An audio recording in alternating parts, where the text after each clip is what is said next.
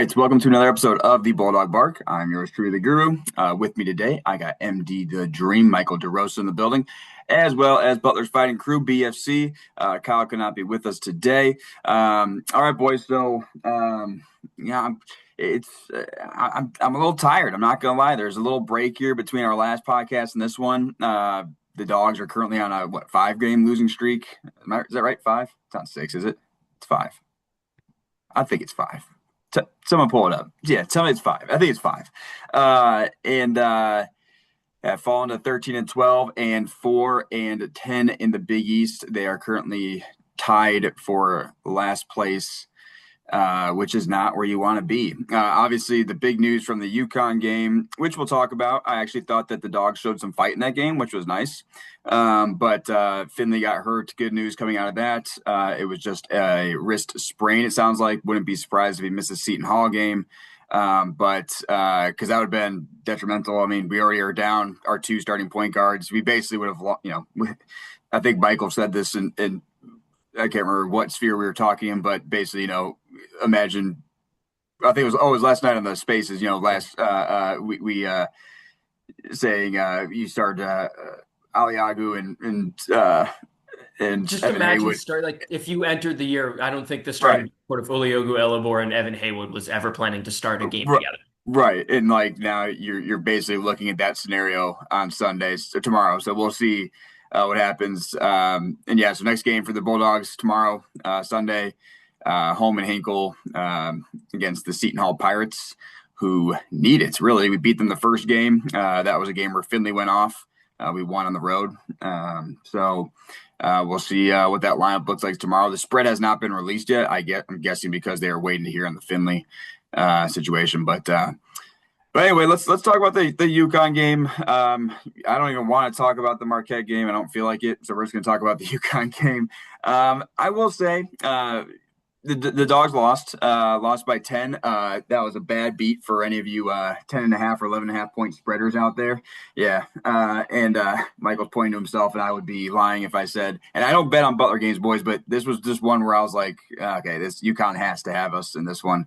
And no, they Dogs only lost by 10, 80-70. So it was good to see them fight a little bit. Definitely could have just laid down and kind of given up on the season, which is what Creighton's doing right now to Villanova. But it was good to see some fights. It means a 2-point game with maybe like 5 minutes left or something like that. Like it was a close game down the stretch. So good to see some fight. They're the number 6 team in the nation for a reason. But let's just recap that one real quick. Michael, what are your thoughts on the UConn game this past what day was that? Was on I'm losing it. This is how tired I am. Was it Tuesday? That was Tuesday. Yeah, Tuesday, right? I think it was Tuesday or Wednesday, whatever day it was. Yeah. What are your 50-50. thoughts on that game? Yeah, I thought that was the best our offense has looked in a little bit. A lot of movement, and the ball movement I thought was terrific. It's the best we've moved the ball in a long, long time. Like we got good looks close to the rim. We moved the ball a ton, back cuts, setting screens. Haywood came up on that pin down, was open a ton, and then just swinging the ball. I thought we moved the ball very well. That was really my main takeaway. I mean, all things considered, it's going to be hard to beat a team that is as good as UConn.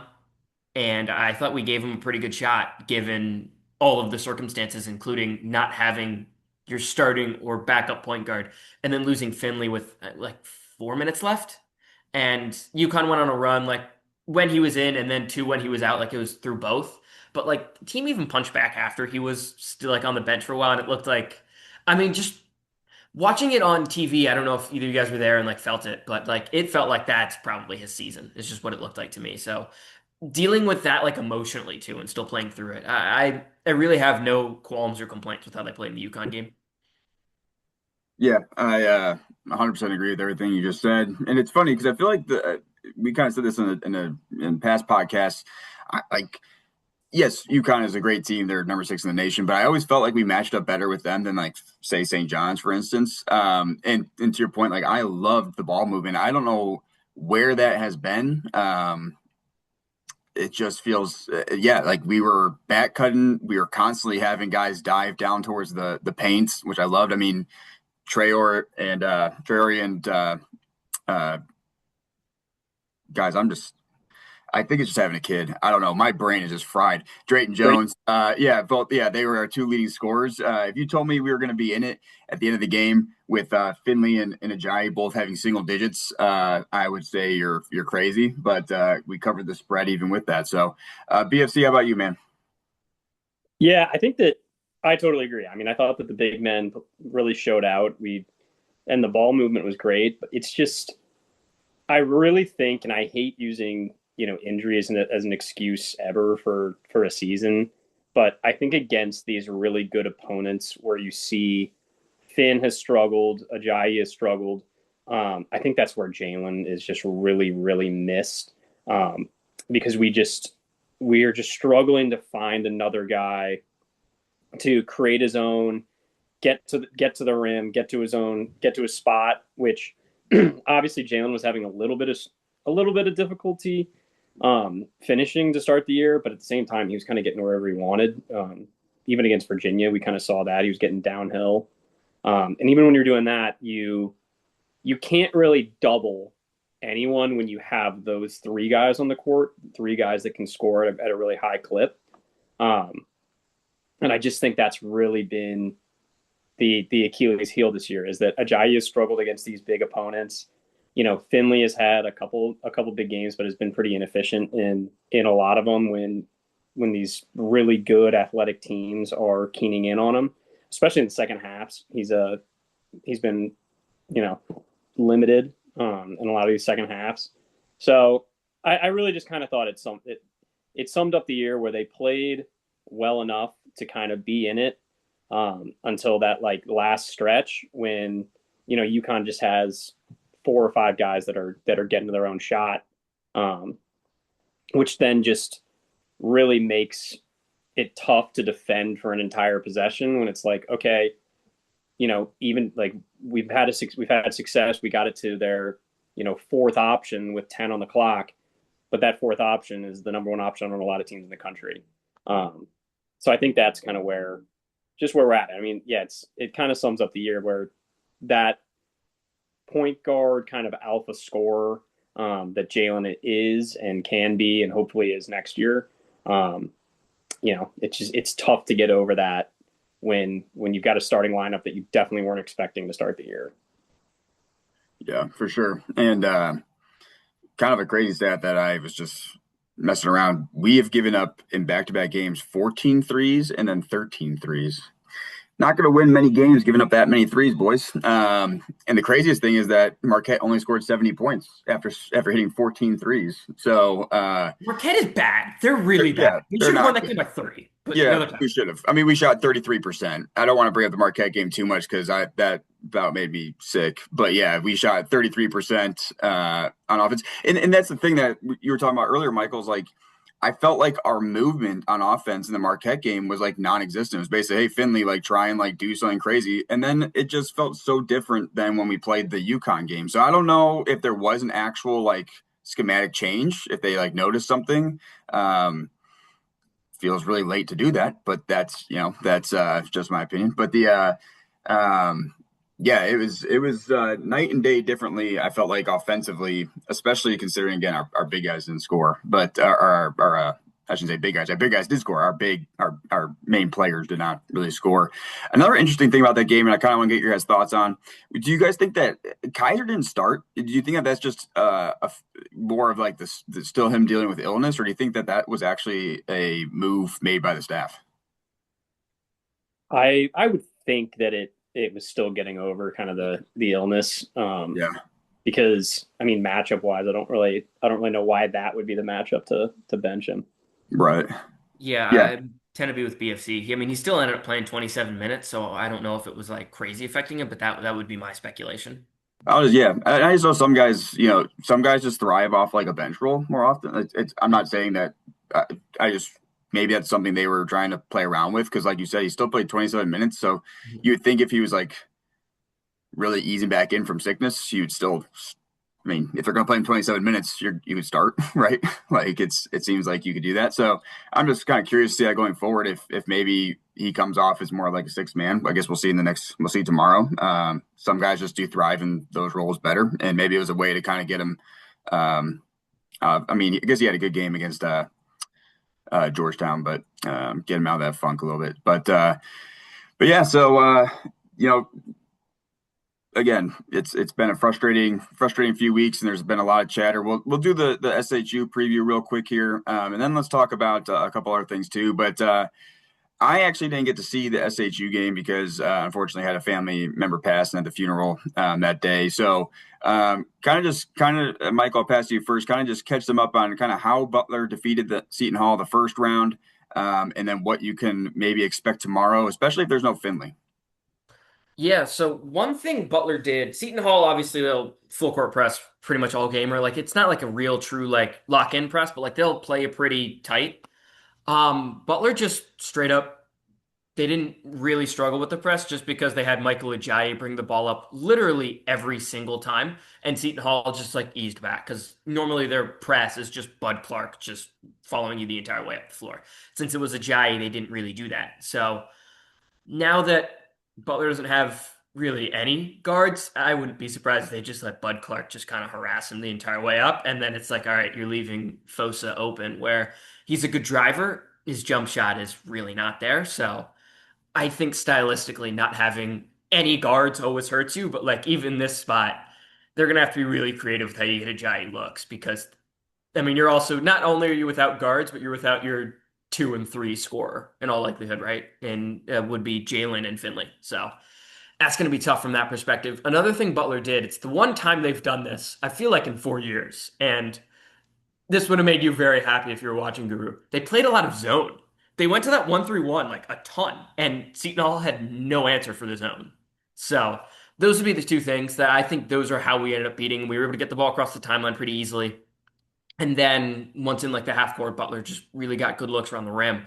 And the zone really helped. Seton Hall just went on a really long drought. And then when it felt like Seton Hall was going to come back because they got literally every single offensive rebound, they just also missed again. And then the ball would go out of bounds. And then Butler would get down and score and just do enough to keep the lead. So obviously, sounds like you're saying, obviously, a big issue tomorrow might be the fact we don't have a backcourt. Yes. Our entire backcourt's been basically eliminated. So yeah, that I agree with you. I think that's definitely going to be an issue. I feel like I have one more thing that I was thinking about with that Seton Hall game, stat wise. The zone, like you're saying, and I don't have it in front of me. I saw a cool stat. This was early in the season, basically showing offensive efficiencies versus zones. And Seton Hall is dead last, so it makes sense. I mean, you'd want to run the zone, so at least the staff, identified that and ran the zone. And we have what, 7 guys? Like if one of them gets in foul trouble, tough Yeah, scene. So you more yeah, incentive to go zone. yeah. I mean, I guess to the one pro then, and BFC, I'll pass to you here in a sec, is that hey, I mean, the season's obviously if you make a absolutely miracle run in the Big East tournament, cool. But otherwise, it's pretty much over. So it will be, I guess, at this point, kind of nice to see what some of the young guys can do and see what they can get with an expanded role. Fosa, Jackson Keys getting some playing time now, so I don't mind seeing that either. Just to kind of see, kind of like an audition and see what they got. So, BFC, how about you, man? What are you looking forward to tomorrow? Looking forward to is a loaded question with the current. What are your thoughts on tomorrow? No, I got you. Thoughts on tomorrow? Yeah, I'm definitely looking forward to seeing some of the young guys just get an expanded role. That's why it's a real bummer kind of at this point of the year with where we're sitting that Jack's obviously been out and Stink missing the rest of the year because those are two of the higher prospects that we've ever gotten in, and in a kind of lost season where you could almost play it like we saw in the exhibitions where all of our freshmen are getting 20 plus minutes. Maybe the two that you're most excited about are on the bench. So that's definitely disappointing. But yeah, I thought Jackson Keith has given us some good minutes. Obviously the jump shot needs to come along. He in high school was just so much bigger and stronger and more athletic than everybody. He didn't have to really utilize it. Which is something you see a lot, I feel like, with some of these guys that are coming from kind of smaller prep schools, lower level high school, where they're getting anywhere they want. We've definitely seen that. But yeah, I think seeing those guys play, I think honestly seeing Efiosa play against a press like this is going to be kind of interesting. I mean, it'll be good. It'll just be good for him to kind of go against that. Um, where it's a pretty good matchup with Bud Clark. I mean, obviously he just went off, so I think that'll be a fun challenge to kind of watch. And I don't know. I mean, at a certain point, Mike is playing to prove himself on a professional level, so I think he kind of needs to take over at this point. I don't know. He's just been a little bit disengaged recently, in my opinion, on the offensive end. Um, I think that comes with Finley kind of, maybe taking some shots that I don't necessarily think he should, that aren't really the best way for our offense to get going. I think that Mike needs to be the kind of center point of the offense and the alpha. And when he kind of takes a back door, it's harder to get him engaged because he's not a spot up shooter. It's not like you can get him kind of easy looks like that. He can play the dunker role, but without a true point guard, that can also be a little ineffective.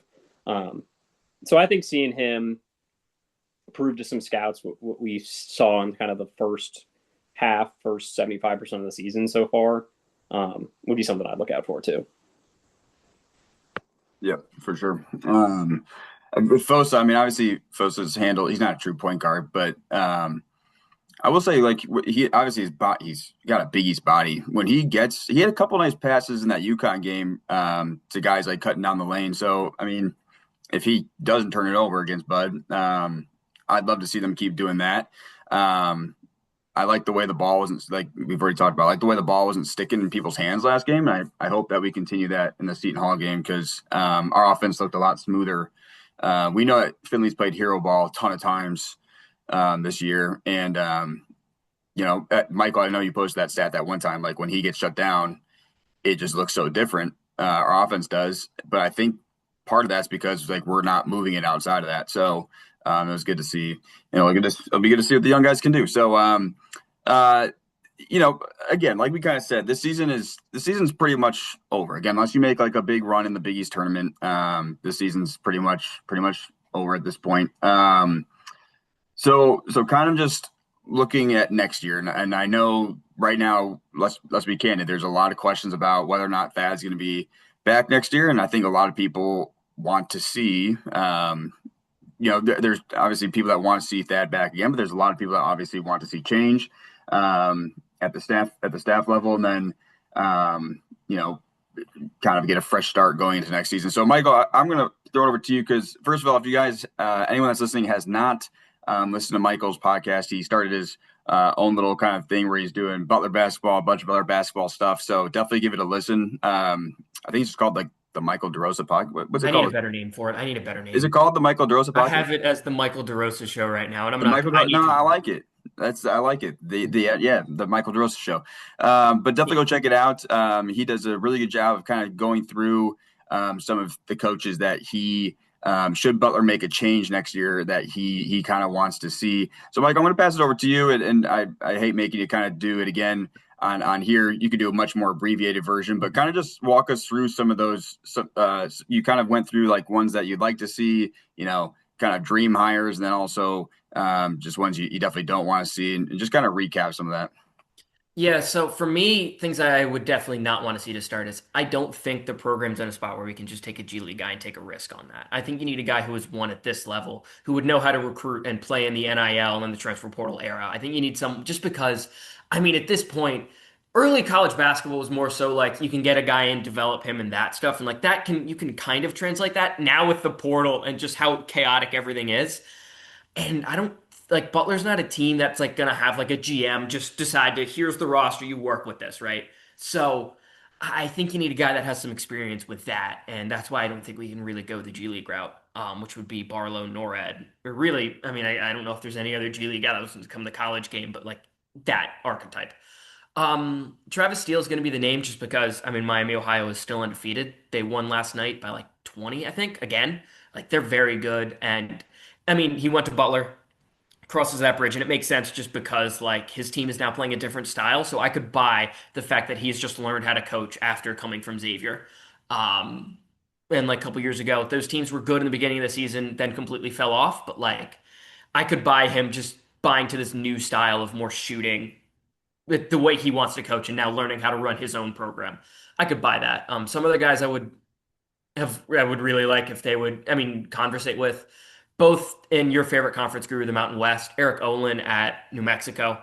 I don't know if he really wants to come east, but I know Jared Calhoun at Utah State really, I mean, he is from Ohio. I believe he's from Ohio. I know he was at Youngstown before. I believe he's an Ohio guy that like if he's not going to get the Cincinnati job and Ohio State doesn't open up and he wants to come east. I mean, that's a guy who's a wicked sharp coach. So those would be obvious takes for me. And then my nerd, Kevin Hovda at Columbia right now. He was the guy who ran Florida offense last year. He's at Columbia. You don't rebuild Ivy League teams in a year. It's just not how that league works. You can't really use the portal. But I think if we can't get like a home run or a guy who's won at the college level, like a Porter Moser type, I think we got to take a risk. We got to get a nerd in here. We got to get someone who is going to think beyond just standard what we see, like just watching tape, whatever. You need someone who is going to come in with a different approach and can really see the game that way and just do something different because I don't know if we're going to be able to win playing the same game that St. John's is playing. Like it's going to be hard to have a team better than them, but like if we're more creative and we find other ways to take advantage, run a true system, this, that, whatever, and just recruit to that, I think we could find a way. And I think that guy fits the sort of vision that I think the program should be looking at. I pressed video instead of audio. My bad. But no, I totally agree with you. And just want to make one comment on BFC. I'll get your thoughts too. Is I'd love to see just obviously Hurley made those comments after the game. And for those of you who didn't hear, Hurley more or less said that Mata's a great coach and that if he had more money, we would be a constant tournament team. Let's not be naive or stupid. Obviously, Butler needs to continue to make progress in NIL and funding, right? Like that's Yep. we know that. We know that. That's a thing. Like if you don't think that's a problem, then you're living under a rock. Yeah, they need more money. They need more funds. I do think that they've made strides, and even Thad's acknowledged that in some of his interviews. And I think that a lot of it has to do with Grant. But we're not going to be a St. John's when they have Rapolo. Like we're not going to be a UConn. Like we're Georgetown. We're not going to have that amount of funds. But people forget like teams overperform with lower budgets, and teams underperform with high budgets. And we talked about this on the Spaces yesterday. Like Kentucky is not, they're going to make the tournament, but they are not a 20 whatever $million team that they paid for. Kansas State seems like the one that always seems to like, they're like, they paid $2 million for this guy. And then all of a sudden they suck. Like, it's like, so remember, pieces matter. Like constructing a team matters. You can't just pay the top guy. I mean, it can work, obviously. Like there are teams that just pay enough top guys. I think Kentucky's probably an example where they just paid a crap ton of money, and yeah, they are going to be a tournament team, but almost like a at what cost type of thing, right? And so, but they're like, look at Seton Hall in our own conference, right? Shaw is getting the best out of the players that he has. He is getting the absolute best out of his team. That is a tenacious defense, and they are right there on the bubble, fighting for a tournament bid. Teams overperform budgets all the time. Teams underperform budgets all the time. That comes down to the staff and recruiting to build a team. Like you can have it's not a person. If you had like a LeBron James, sure, he could take over, right? But like we need a team. So I hate that and I know Kyle has talked about this a lot. I hate that it's kind of painting this picture where like we're using NIL as like the only excuse, because this team is not like. You look at the starting lineup we had to begin the year. It's not like that team just cost a penny. Like there's some value in those players. Trust me. Depth is probably always going to be a little bit of a concern just because you have to pay, allocate your funds appropriately. But I hate that that's kind of the viewpoint right now. And I feel like it's much more than that. Like these can all be issues. NIL can be an issue. Coaching can be an issue. Injuries can be an issue. Like BFC said, like, let's not act like Jalen Jackson being out for season was nothing. Like that definitely was something. So, it's a lot of things. And I just felt like I need to say something about that because I haven't commented on it. On anything, on any post or anything like that. But I hate that the picture is just like all NIL now because, yes, it's a concern. but there's a lot of other things, and that's why we're talking about this staff right now. So BFC, sorry, just went on a little tangent there, but BFC, kind of what are your you weren't on the last podcast we had where we kind of started talking about this coach stuff. What's kind of maybe if they decide to move on from Mata, what would be your ideal coach, or what would you want to see Butler move to? Yeah, honestly, I get frustrated when I hear some of these coaches and idiot media pundits in the Indianapolis area talk about how to fix Butler. Tear down Hinkle and get rid of the dog, and maybe hire him after failing his entire career and being promised the Indiana job, but then Indiana not actually caring about him. Just stuff like that. Or getting hired at West Virginia, then quitting that job after 10 days because it was too hard.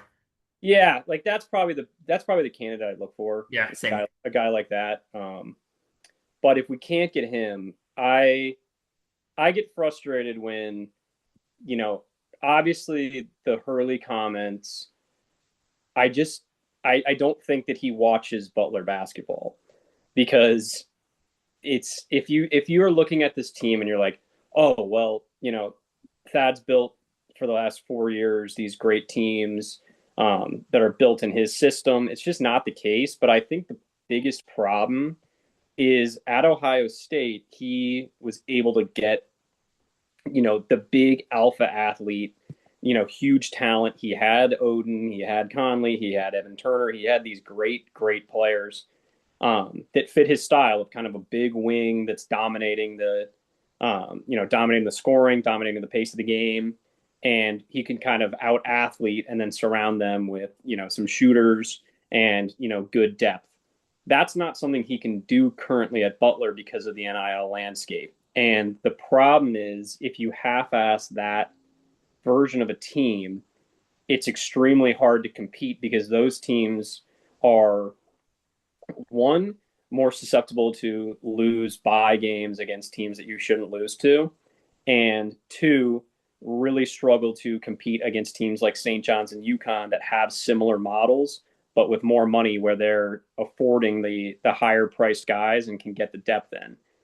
So yes, budget obviously is an issue and is something that's being addressed, is something that's being continued to improve. But if you have a $5 to $6 million roster and you're trying to build it the same way over and over in kind of a failing way, I just cannot stand that being used as the scapegoat of, oh, well, that's the biggest problem. It's like, no, it's not. It's because you're trying something that's not going to work in today's landscape, but then you're not changing it. You're not changing it to something that works, which is, in all honesty, in today's landscape, sure, you can have an Ajayi to kind of alpha, to kind of be your anchor, but you need to be more of a European style of basketball. As Mike said, you need to be a little bit nerdier, a little more analytic. And we've heard stories that Thad's not buying into the analytics of basketball, but Butler just has to buy into the European model. And we're in Indiana. You can throw a rock down the road and hit 12 guys that are going to shoot 40% from three. So you're not utilizing the things that could make us successful and that are making other teams successful. That's one reason that, Steele obviously maybe trying to get away from Butler. The Butler family is something that we want, just because we all want a big change. But his style at Miami of Ohio, with Big East talent, with our budget, is the way that we can get back in, because that's the way that you can beat teams like St. John's and UConn. St. John's, obviously last year, they end up losing to Arkansas, who has Calipari has a similar model of, all right, I'm going to get the best athletes. We're probably going to struggle shooting the ball, but they hit more shots than St. John's that game, and that's why they won. And I kind of said that going into it.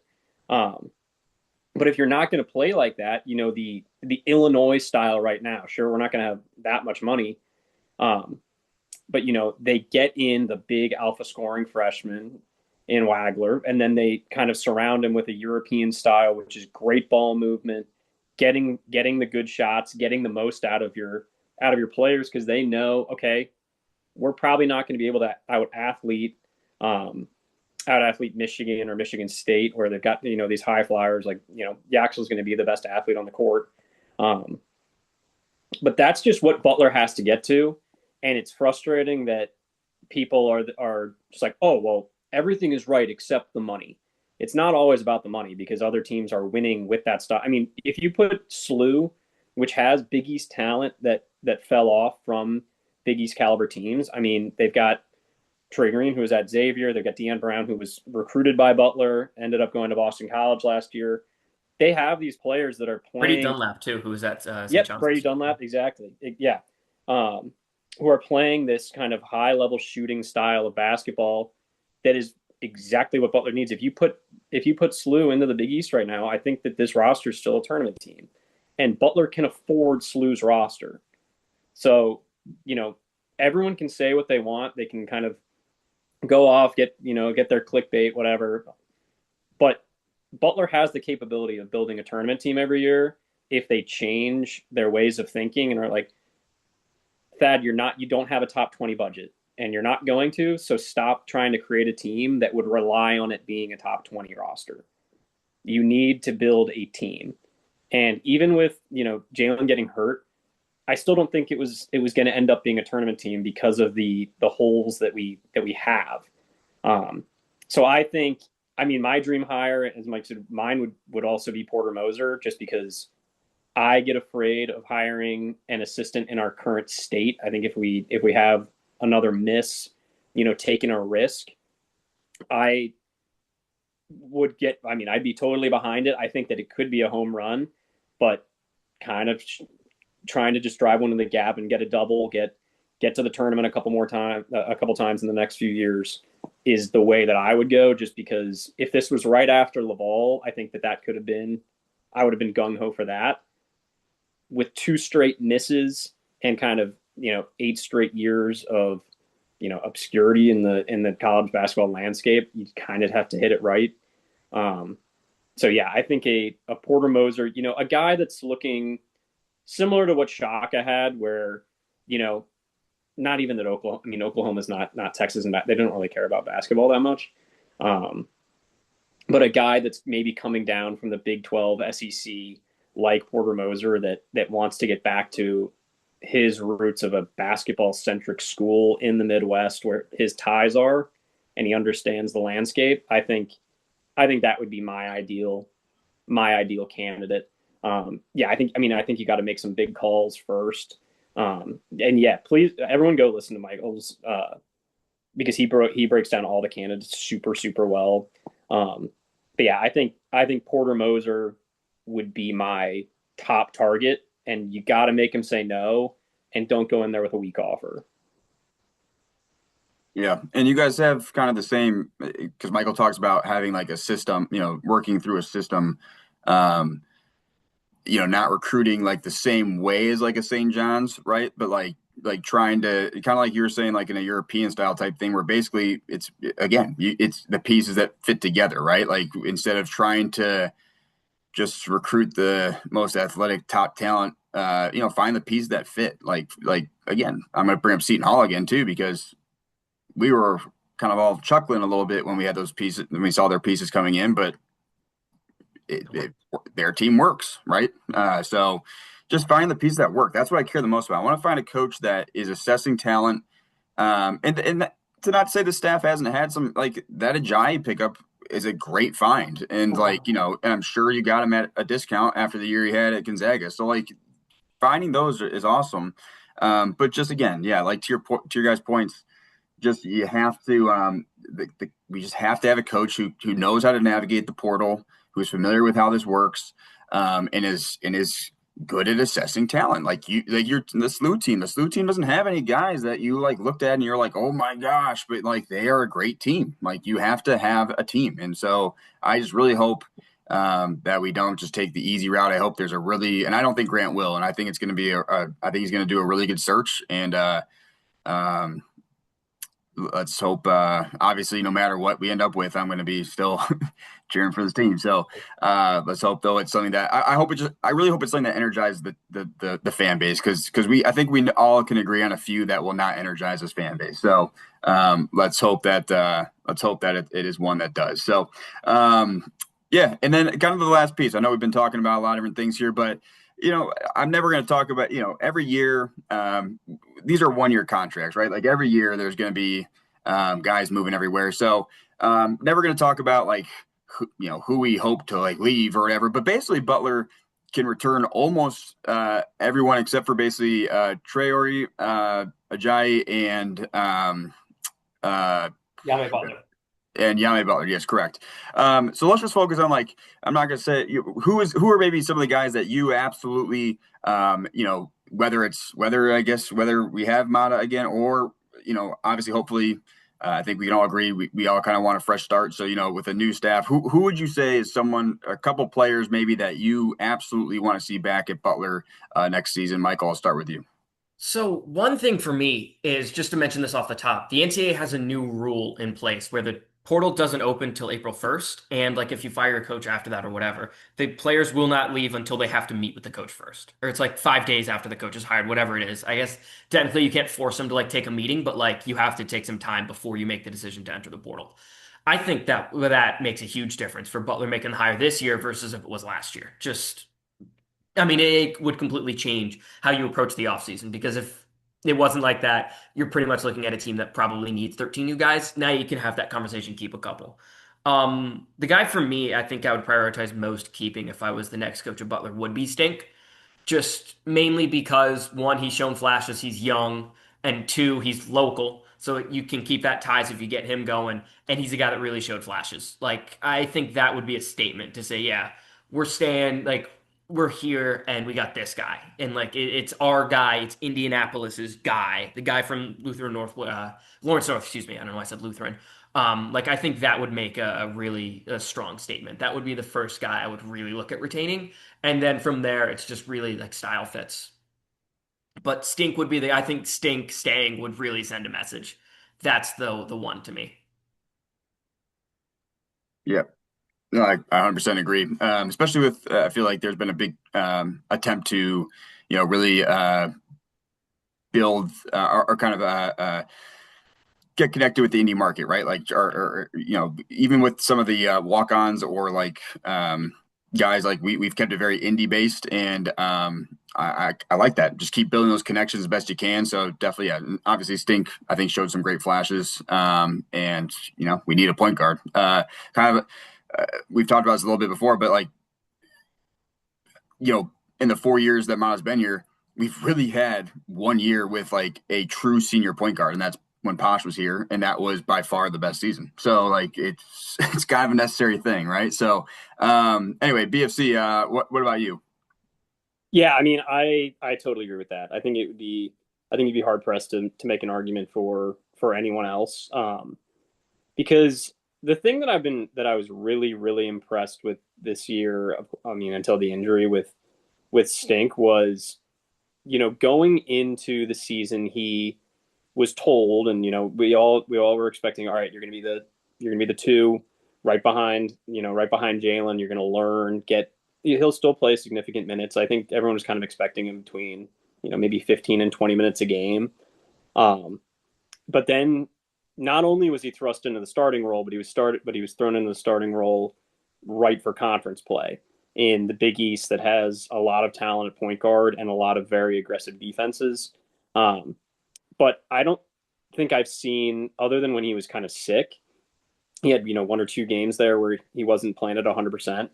I don't know if I've ever really seen his confidence waver. I mean, he plays a super aggressive style of defense, and it's not like he was like, okay, after the first 2 games, maybe some guys were getting buckets on him, and he's like, all right, I got to change how I play. It's like, no, he's like, I'm a shit disturber, and that's how I'm going to play.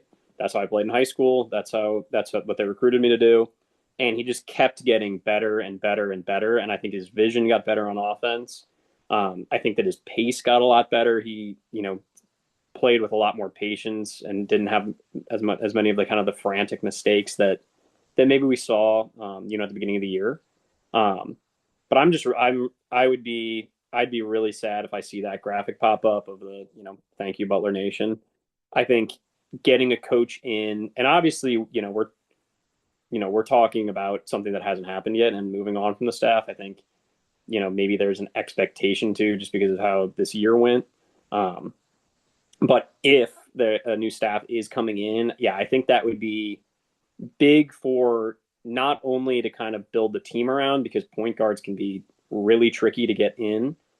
And my assumption is that Jalen, regardless of who the next staff will be, will stay because of the redshirt and with, NIL kind of contracting. I think he'd be hard pressed to leave coming off an injury and, stay at maybe this level with 1 year left coming off not playing for a year. Which I think could be really good. If, having both of those guys could be really beneficial to build a team around. But yeah, I mean, that one, I think both of those guys staying would just do wonders for the perception of the staff early on too, of, the fan base getting excited and, getting a good understanding of, all right, what's our identity going to be? And we're not just losing guys every year. We're gonna build a team, and we're gonna not just do these, kind of one and done contracts of, oh, Stink was great for a year, now he's transferring to, replace Braden Smith at Purdue, or one of these other schools that need a point guard. I think it would just be a big statement from whoever's in charge come April 1. Absolutely, and obviously, I agree with you guys. Stink. I'd love to see Jamie Kaiser back again. I know he's had just some games recently where he hasn't been shooting the ball as well, but you need glue guys like that. And when we're talking about a team, that's an ultimate team guy. Like he's a guy that's gonna hopefully put up around like 10 points, grab around 5 boards, and he's also the first guy that you'll see anytime like screaming or like Finley hits 3, he's running up to him like shoving him. Like you need those guys. And the fact that he's only a redshirt sophomore, like I really do want to see him back, especially when he has a shot going. We've seen that in the Georgetown game, and honestly, he was making some shots. I think he had like 11 or something like that against UConn the other day. So I would really, if you told me, okay, what's the top 2 guys that you want to see back next year, it would actually 100% be Stink and Kaiser, and that's no disrespect to like Finley or anything like that. Finley's gonna get some money. Like he's averaging 17 points per game, and I love Finley, and I hope I would love to see Finley. I mean, if he finishes his career as a Bulldog, I mean, I would love that. That'd be great. I also don't want to see us just hemorrhage our funds if he's, because he's going to probably get a bag. So, like we've been saying, I want a team. I really want a team. I don't want. I'm kind of tired of. I'm really tired of this. I thought I'd enjoy having better offense, especially after the years that like we would, lose games like 50 to 55 or something like that. But I'll tell you what, it's painful having the worst defense. It's like when you just know you're never going to get a stop. And it's so hard too, because getting Hinkle going, like I joke with my buddy every game. The minute we stand up, I always say I joke. I'm like, it's a curse. I'm like, anytime that we stand, we're gonna sit right back down. Like we never get that huge eruption. The like only time it's happened this year was literally the Providence game, and that was after Ajayi missed the dunk, which deflated it for half a second, and then we erupted after Evan hit that 3. So. Yeah, just the stops. I really hope that the next coach also has like a much better defensive mindset, because I can't take this defense anymore. It's going to drive me up a wall. But yeah. So no, I think we all agree on some of those things. But anything else you guys want to add regarding the future of Butler basketball or anything like that? Yeah, one last thing. It just hit me. So this is more of a question. Do we remember who was recruiting Evan Haywood out of high school? It was us. Was it Miami, Ohio? I thought they were in there. Vermont was on that list. I remember that. Yeah. I thought Miami, Ohio I think you're right. I believe Miami, Ohio was an offer. Yeah, so if it ends up being Steele, which I think is a realistic outcome, obviously nowhere near a guarantee, but there's a connection there. Would make sense. Evan would definitely be a guy. He would fit that system so well. He really would, and he's improved a lot. Mm-hmm. And he's also just he's a great locker room guy. He's a great culture builder from like everyone we've talked to, from that's involved in the program at all has said that. So I think it is important to kind of have a guy that's in there teaching teaching the guys about Butler, but then even if just simple stuff like knowing the dinner spots to get the team to, just like really simple kind of stuff that you really kind of look over. A guy like Evan that shoots the shit out of the ball, is improving. Indianapolis kid, Butler guy, connected. I think that would be interesting. Yeah, I actually just looked it up. So Miami did offer him, so they were involved. Yeah. I mean, that does not surprise me with the way they play well. And Steele's also recruited kind of the Indianapolis area pretty well. So I don't know, we'll see. But yeah, I think Evan's another guy for maybe different reasons than Stink, obviously, that I'd like to keep around. It's always nice to have shooting. You can never have too many shooters. I mean, and you can't teach. Yeah. I mean, like his level of shooting is not even really coachable once you get to college. Yeah, you need to go into college with a strap to shoot at his level. But I also agree. I mean, you even on like Instagram, like you'll see Dre and Andre Screen and a bunch of the other guys.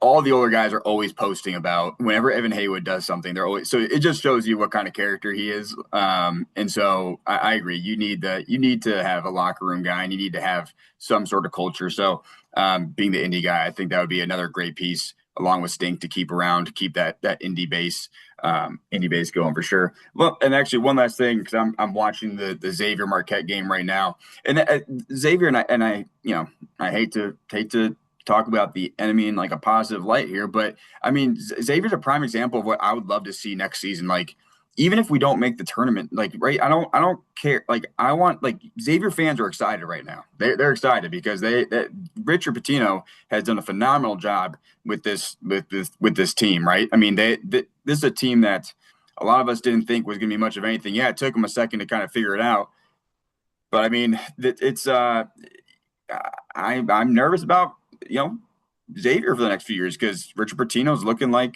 he could do some good things. And I think the other thing I'm going to say, and then I'll stop on this big soapbox here. But another thing is just, I think a lot of fans are the ones that only want Butler guys. I think we have to get over this idea that like we're not a stepping stone. Look, we're Butler.